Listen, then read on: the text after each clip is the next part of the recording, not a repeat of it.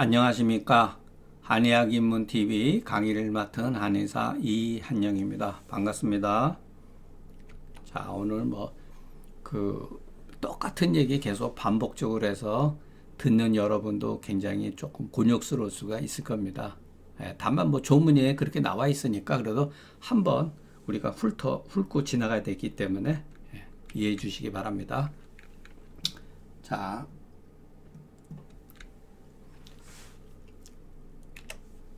할이 한데 맥이 도리어 반자를 썼잖아요. 그죠? 반자가 있을 때는 주목하라.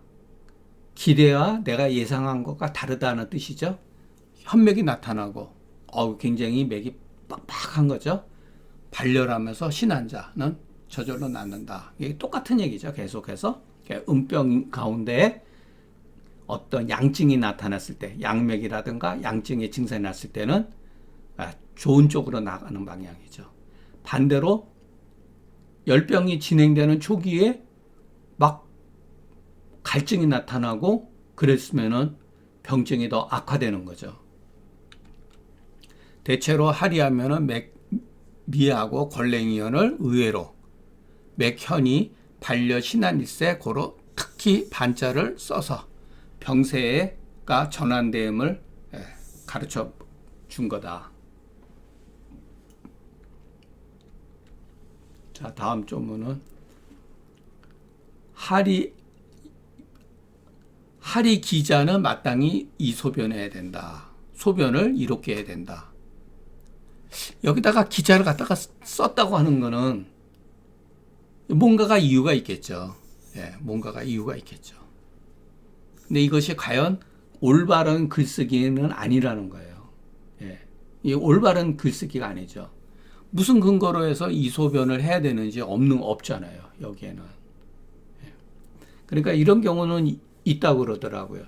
설사가 심할 때 지사제라든가 이런 게 안 될 때는 오룡산이라든가 절영탕 같은 경우로 쓰면은 설사가 멈추는 경우도 있다고 하니까 그것을 말하는 것 같아요. 여기서는. 내가 듣기로 할이 기자는 그냥 길이다. 그러니까 할이는 하고 싶은데 리치 아니면 못한 것이다. 이 경우 마땅히 소변을 편안하게 해낸다는 것은 반드시 어떤 증거가 있지만 여기에서는 이 조문 가운데서 증거가 부족하기 때문에 그냥 덮어두겠다. 잠시 덮어둔다. 억지로 해석할 필요가 없는 거죠. 증거가 없는데 그것을 해석해봐야 무슨 의미가 있겠어요. 처방도 없는데.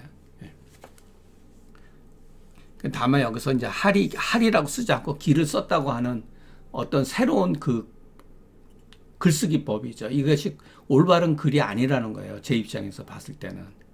중경서 같은 정문 같으면 이런 식으로 글을 쓰지 않았겠죠. 할이하되 소변이 예를 들어서 분리라든가 다른 어떤 뭔가가 있었을 거라고 봅니다. 할이로되 호대 촌맥이 도리어 부사기연을 척 가운데 맥은 깔깔하면 반드시 농열변을 본다. 화장실에 갔더니 농열변을 봤다. 그러니까 이것도 다 글들이 이게 전도된 글들이에요. 전부 다. 맥이 부삭한데 척중이 하는 자는 반드시 농열을 본다. 이건 굉장히 위험한 발상이죠. 굉장히 위험한 발상이에요. 또 깔깔한 건 어떻게 알죠, 이거를? 우리가 이것을 따라서 경험하기가 어려운 말이잖아요. 부삭은 이해가 되는데. 이와 같은 경우가 있다면 반드시 이 말도 위험한 말이죠. 위험하다. 어떻게 단정하죠? 그러니까 이렇게 보는 게 맞는 거예요. 할이하되 맥이 맥 부삭이연을 화장실에 갔더니 농열을 봤다고 하는 것은 열이 있기 때문이다. 이렇게 보는 게 맞는 거죠. 이것이 소위 이런 조문을 소위 요 맹자에 나온 말인데 맹자가 시를 읽는 사람은 앞에 뭐라고 있고 글자로서 글의 본래의 뜻을 해쳐서는 안 된다. 자기의 뜻으로서 이거는 글을 읽는 사람이죠. 글을 읽는 사람의 그 합리적인 생각, 보편적인 거죠. 합리적인 생각으로서 이건 글 쓴 사람의 뜻을 역으로 이해해야지만이 그 뜻을 얻은 것이다라고 하는 것이죠. 그러니까 이렇게 해석을 해야 되죠. 이런 맥이 나타나면 반드시 뭐가 나타난다고 하는 것은 위험하다는 거예요. 조금이라도 그러기 때문에 조금이라도 맥상을 위주해가지고 반드시 농어를 이렇게 단정 지으면 이것은 본의에 위반된다. 위험하다 이런 소리죠. 그러니까 저는 우리가 이런 조문을 억지로 해석하지 마시고, 자, 우리가 저는 공자맹자를 분명히 저도 젊었을 때 참 좋아하고 읽고 그러지만은 여러분들한테 공자맹자를 읽어야 된다 이런 게 아니라 거기에 보면 이렇게 아주 재밌는 뜻이 있어요. 우리가 글을 읽다 보면은 문자 그대로 보지 말라는 거죠. 우리가 이성적인 생각을 가지고서 글의 의미는 아마 이런 뜻이겠다라고 보는 거, 그렇게 하는 것이 옳다는 거죠. 지금까지 우리가 이런 글들을 얼마나 많이 봤어요. 맥 가지고 이런 맥이 나타나면 어떤 증상이 나타난다. 위험한 거죠. 반대로 해석을 해야 돼요. 하리하면서 천동열자는 오히려 맥이 북이나니 그것은 열이 있기 때문이다. 이렇게 해석하는 게 오히려 더 합리적이죠. 그러니까 하리하는데 변농열 보는 사람 가운데는 맥이 부삭하는 경우가 많다. 그것은 열이 있기 때문이다. 이렇게 해석을 해야죠. 하리 천곡하면은, 자, 이거는 뒤에 가면 또 나와요. 앞에서도 선 온길이하고 내 공기표라고 하는 말에 똑같은 발상이에요.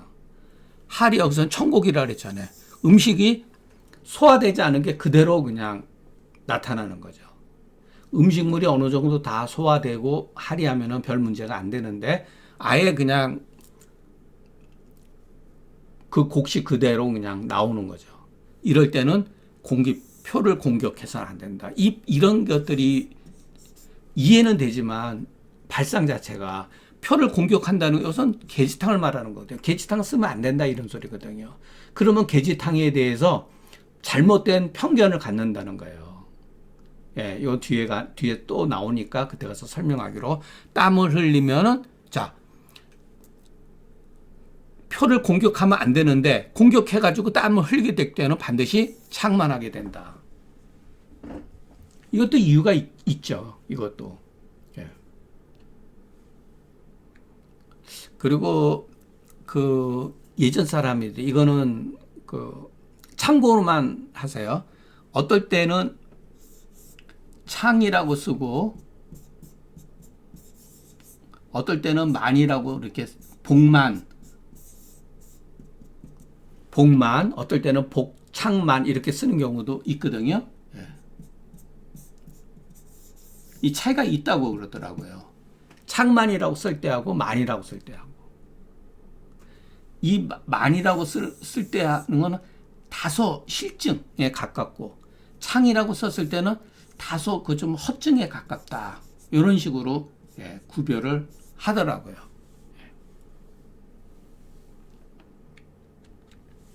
자, 하리천곡에 마땅히 사역탕이요. 사역탕을 쓰고 계지탕을 쓰지 않지만은 계지탕을 복용하면 오히려 땀을 흘리고 창만이거든.